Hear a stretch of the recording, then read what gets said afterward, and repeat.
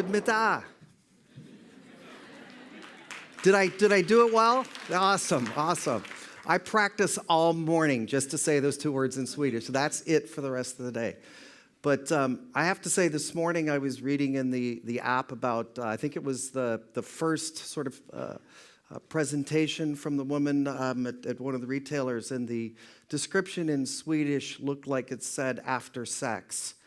And then one of my coworkers explained to me that sex is actually six. And because I was very excited to go to that session, even though I didn't speak Swedish, but he sort of ruined it for me. But so that's the end of my Swedish for today. Although I do have to say, even though my last name is McDonald, I'm actually adopted, and I'm 3/4 Swedish, 1/4 Lithuanian. And at birth, my given name is Jori Wendell Moberg. So I'm really excited to be back here in Sweden. The last time I was here was in 1982 when I backpacked through Europe after college. So I hope to come back before 33 more years, because I don't think I will be alive then. So at any rate, as you all know, we've all been asked to have a slide that kind of talks about how we think about smart business. So this is mine, and everybody can figure out what this is, right? Thinking outside the box. Very good. You get a free beer afterwards. Thank you. But yeah, so I think that's something that has really driven my career as a marketer the last 30 plus years. Is I like to get my inspiration from outside of my industry that I'm in, right? So if you're a retailer or something like that, I think the best ideas come from looking at other industries. When I read things, I like to read articles and content that's outside of things, even movies, whatever it is, books and stuff. I'm inspired by things that are out of the context that I'm in. So that's kind of my thinking about smart business. So let's go ahead and dive into my presentation around content and email marketing. So a lot of us as marketers and brands do this to our customers and prospects, right? We pound the hell out of them with marketing messages. And whether that's email or advertisements or direct mail or calls or whatever it is, we tend to just pound them with one-way messages. And there's a reason we do that, and there's a reason we as marketers have done that for years. It's because it works, right? A key foundation element of marketing is frequency, right? Frequency of message and stuff. So there's a reason we do that.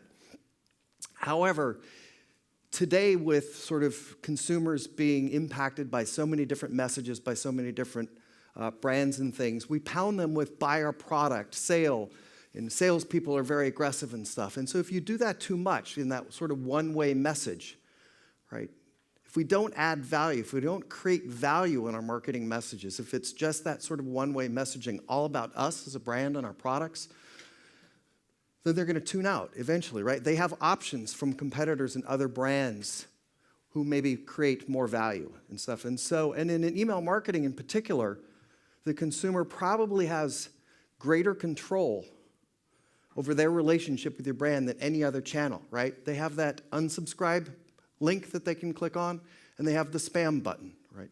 So in email, probably more than any other channel, if you do this too much, if you just pound to hell and do not create value and use content, you're going to drive consumers away. Oops, sorry. So what I'm suggesting today really is the idea that, in addition to what we like to say, behavioral marketing automation, leveraging behavior and automation to take your email program to the next level, the other component of that, if you don't incorporate amazing, great content that engages with your customers, right, you're not going to take your program to the next level. So what I'm suggesting is that sort of a key, really kind of foundation with content in email is to engage, educate, inform, entertain, and solve problems, right? Email is much more than just about selling, right? It's about doing all of these other things.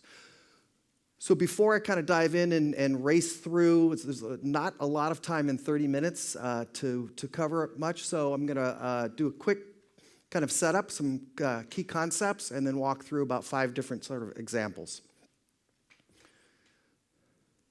And my computer's a little slow here on the clicker. Sorry for that. So if you've been in marketing for several decades, right, the concept that was started back, say, in the 50s and 60s around advertising and marketing was sell the sizzle, not the steak. Anybody hear that saying before? Sell the sizzle, not the steak? A few of you.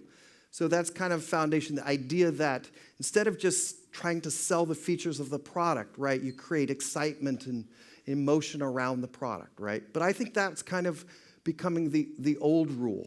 And that really today we've moved more to a concept of around content. This idea that going with the steak euphemism, right, that what we really need to do is educate our customers and prospects with grilling tips, recipes, and wine pairing, right?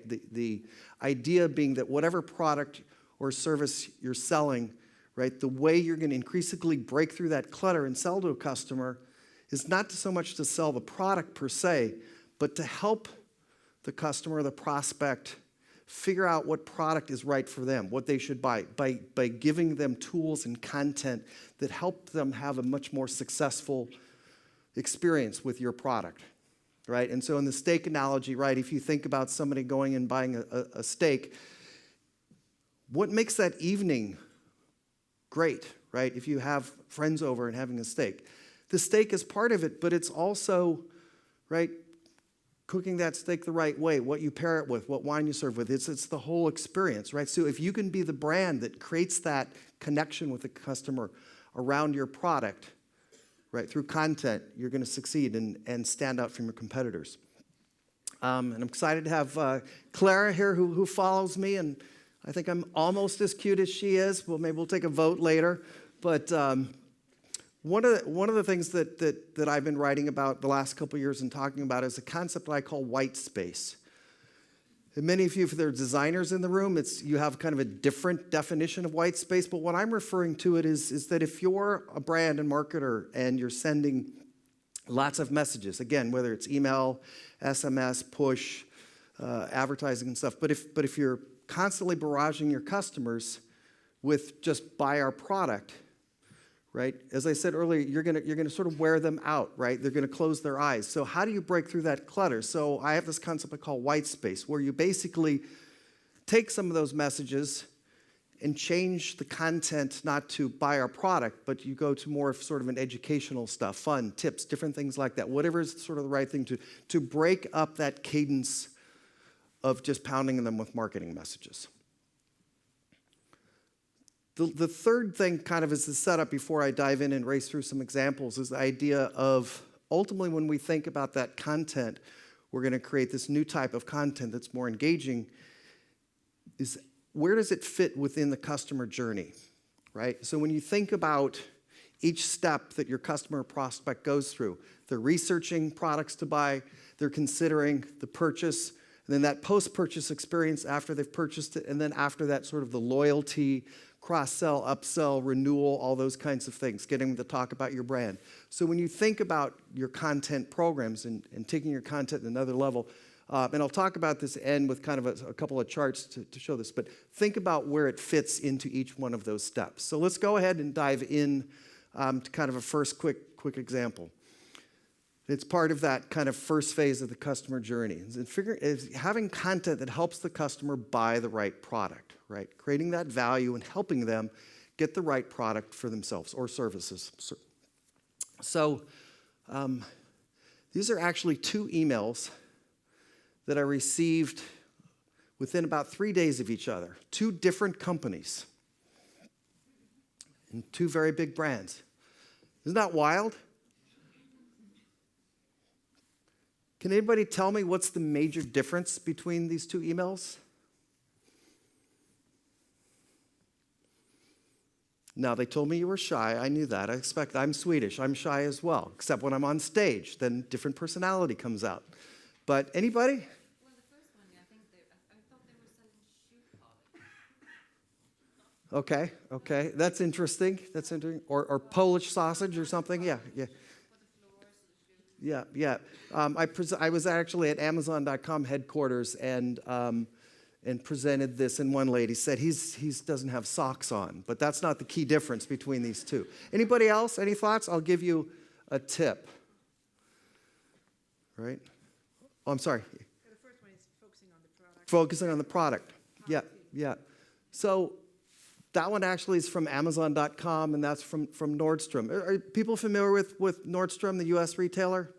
Yep. I think they were Swedish, actually, the Nordstrom brothers.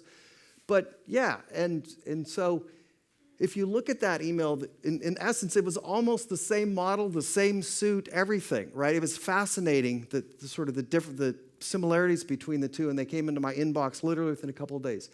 And if you look at the full email, yes, they do try to sell product later on, but the subject line was Spring Suiting 101, tips on how to dress, right? They have links to some tips and things like that, how to suit up for spring, right? And actually, when I presented this at Amazon, I had a bunch of geeky-looking guys in the room. I explained, clearly you guys need these tips on how to dress. But as you said, you got it, right? The difference between these two almost identical emails that both want you to buy men's suits, but in this case, Nordstrom took a different approach. They still had sales messaging in it, but it was secondary. The core thing is they understood is they wanted to break through and get you to think about dressing better and tips. And a lot of men, as we all know, need tips on how to dress better. So just a very, very simple sort of example on of leading your sort of sales message with content that helps. This is from a brand, and you'll see reference to both actually Nordstrom and King Arthur Flour a couple times throughout my presentation. That's the full email. But again, they lead with, so what they sell is flour for baking cakes and pies and cookies and all those kinds of. They lead with it with a nice visual and stuff that gets you excited about cooking. But then the secondary part of the email, right, is all about is all about recipes, right? Recipes that you can use to create a product, right? They haven't yet tried to sell you anything. But then at the bottom, after that, so this email is kind of in 3 stages, right? Sort of a visual, that emotional part to pull you in, then sort of the recipes and stuff, and then ultimately they slip in at the end, right, the content, the flour, the vanilla, and the tools and stuff like that you can actually use to create the cookies. And then they put the sort of the tips and tricks down here as well. But so again, it's very focused on helping you have success with that product. The second one is how to solve a problem and not just drive somebody to complete a purchase. So again, I'm using an example of Nordstrom. This was an email I received actually a couple of years ago, and I've been receiving Nordstrom emails for several years, and they're all the same, right? 10%, 15% off, free shipping, et cetera, buy this product. And I tuned it out. I actually stopped opening their emails until I got this one. Because at the time, and as you can all see, I wear my jeans very nicely. But at the time, I was actually in the market. Hey, don't look that closely. At the time, I was actually kind of in the market for jeans and stuff, and I didn't realize that there were 5 kinds of jean fits: slim, skinny, straight leg, relaxed, boot cut, and stuff. And so, again, what broke through for me was not that they were trying to sell me jeans, but they actually were educating me about something that I didn't know, which was that there are 5 types of jean cuts. Now, I'm dangerous, right? I'm a really smart jean shopper. I know all these different things. But the point being is that it helped me understand. When I went to a store or buy online, there might be 20 different brands of jeans times 5 different types. With this kind of content, it actually narrows that. It gets me closer to the product that I'm going to want to buy, right? Because they're helping me figure out what's the right cut and fit for me. And if you click on those, it would actually take you to search results on the site that had just those different kinds of cuts. So they made the process simpler for you. The third example I'm going to walk through is helping me discover things I didn't even know I needed or that I was looking for.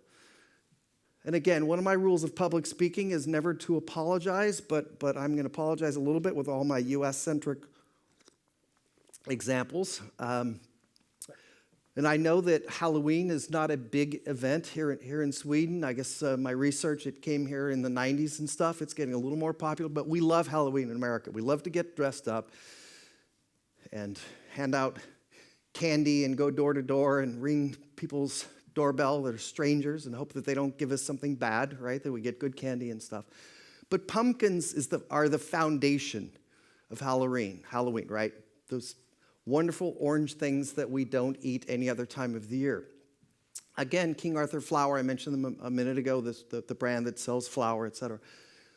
What they did is they realized that most of us in America have 2 or 3 pumpkins that we buy, and we carve out little faces on them and put candles in them and stuff. But we have these pumpkins that we put in front of our house to show off how creative we are and hope that the neighborhood kids don't pick them up and throw them in the middle of the street, which they do.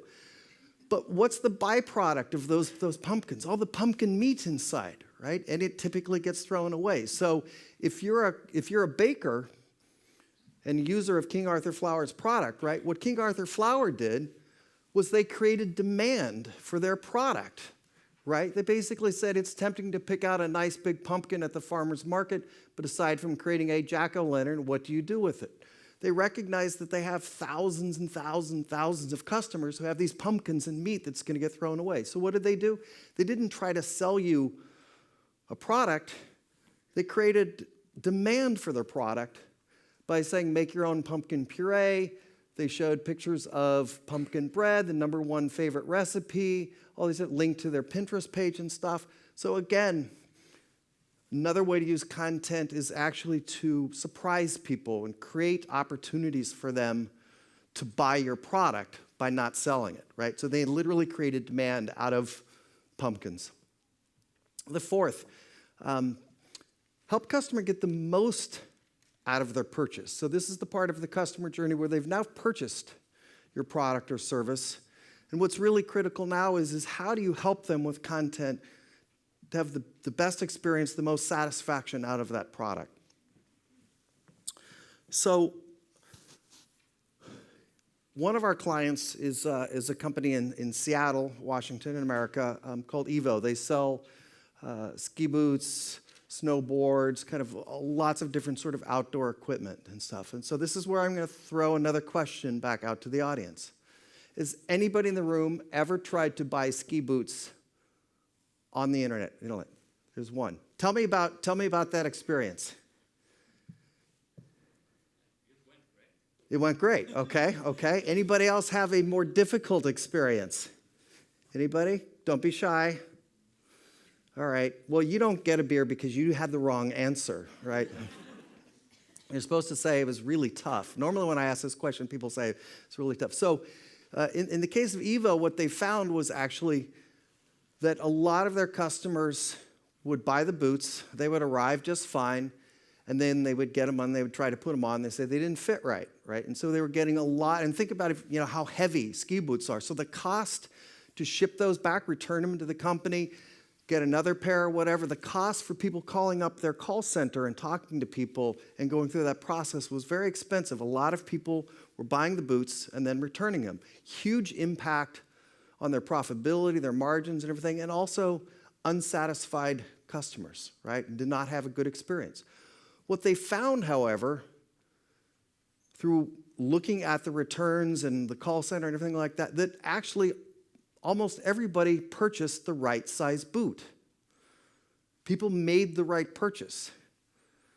They actually just didn't know how to put ski boots on. They did it wrong, right? Some people they found even left the cardboard in the toe of the boot, right? That was causing a little problem, right?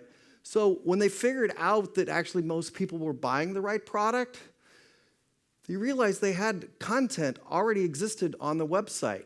So they had a video, ski boot fitting guide, how to try on your new ski boots. They had this exciting looking copy here. What socks to wear, how to get your foot in your boot, shell fit, right? My point being is that they saw a problem, and they already had content that somebody had already created on their website. But nobody knew how to get to this content. There was nothing connecting the post-purchase experience with the content on their website. Who would know where to find this, right? So what did they do? You all know what they did. They created a 3-part automated email series. First email went out 7 days after the order confirmation, right? Here's a guide to trying on your new ski boots, right? Hey there, so we heard you just got yourself some new ski boots. Awesome, blah, blah, blah. Then a couple days later, another one will come. Here's a guide to how to make your boots fit better. And then the third one, a few days later after that, had these socks in it. But it wasn't primarily intended to get you to buy socks. Yeah, great if you bought some socks, that was wonderful. But one of the major things they discovered was that most people were putting on the wrong kind of socks.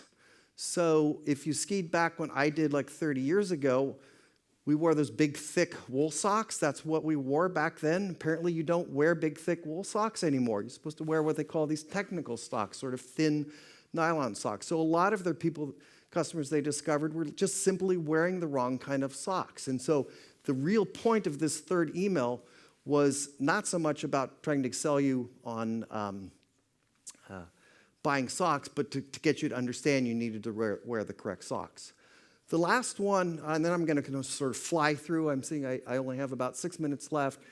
Be human, have some personality, and sort of be creative. So in about 10 minutes, we're going to hear from Clara. I'm really excited about that. And she obviously, if you've watched some of her videos, is funny and creative and has this amazing personality and stuff. And so what I'm going to suggest to you is that that's also important for brands, right? If we're in this era of what we like to say is one-to-one marketing, the one-to-one means human to human, right? In order to get to one-to-one marketing, it can't be just a amorphous brand speaking to an individual. We have to get our messaging down so it feels like it's a human to human. So this is kind of some craziness, right? Not many brands can do this. American Retailer, they actually did a breakup service. So if you gave them the name of a boyfriend or girlfriend or spouse and information, their call center would pick up the phone and call them and say, we have bad news for you, but your boyfriend wants to break up with you or whatever it is, right? Why did they do that? It didn't sell their product per se. It created incredible engagement. That brand, Moose Jaw, is already known for its humor. That's sort of the underpinning of their brand. But they do goofy stuff like this. They send out emails with links to live cams of the refrigerator in their lunchroom. And thousands of people watch it, right? Again, it's not meant to sell. It's meant to break through the clutter, to get people to go, these guys are funny, crazy, cool. Don't I want to buy from them, right? A lot of the brands in this room, you can't do weird, crazy stuff like that, but you can be creative with your marketing. You can make that bonding, that emotion with your customers. You can do stuff like this. Air New Zealand, right? We all get these emails from hotels and airlines and things. Here's your flight details, your hotel details. Here's what the weather's going to be like. Here's restaurants. Here's things to do, right? Everybody can do that with dynamic content, right? We've been able to do that for years. What they did, which is really cool, taking it another level, they actually used dynamic content to put in a photograph of the flight steward that was going to be on your actual flight. So this is Helen. Best wishes, Helen. Thanks. We're going to see you on your flight. How cool is that? Literally, people would print this out, be sitting on the flight, and Helen or whomever would come by. They would go, look, Helen, this is you, right? It created a connection between employee and customer. It was very cool. So in closing, so we leave time for a couple of questions, sort of 4 key things. The first is, as I touched on at the beginning, the idea of starting with the customer journey, right? Where are those opportunities in each stage of that customer journey? This is a client that looked at their messaging that was designed to drive sales, and then messaging that was designed to drive conversation and engagement and stuff. And so map that out and think about how those 2 types of messaging interplay with each other. And the same client, what they did is they basically then mapped their content to the stages of the customer journey. So in their case, they're an aquarium. They said they had sort of 4 different types of customers and personas and 4 stages of that sort of customer journey. And they literally mapped out for like 18 months, 2 years, all the different content. So they could sit down, create that content for automated programs, create it, set it, and forget it, and let those content and those emails run. The biggest things I hear from marketers is when you talk about content marketing, oh, we don't have any content. It's really hard. Have to hire people. Bull. How do you say SHIT in Swedish? What's that? Quizsnick? Close enough. Bull, quizsnick, whatever. There's content everywhere in your organization. I challenge every one of you. It's there. You have FAQs on your website. You have reviews. You have videos. You have blogs. You have call center scripts, people calling in. They call. You have content everywhere, and you just don't know it. You haven't captured it. Leverage that content in your organization. It's everywhere. Don't tell me you don't have content. The last thing is find your fat cat in your organization. Where do you start? Find that big cat, right? What is your big problem? Is your problem that your customers are not engaging with you anymore? Your open rates, click-through rates, everything have gone into the tank. They're just not engaging. So create that cool, great, awesome content that drives engagement. Do you have decent engagement, but they're not converting, they're not buying? Again, create that content. Loyalty, are they buying one product and not multiple different types of products? Find that problem, that big business or marketing challenge, and start there with your content, and then move on after that. And so, in close, kind of the summary really is think about using this sort of great content, this white space, this content that does more than just sell, but it truly engages, helps customers solve a problem, and make your email sing. Thank you very much.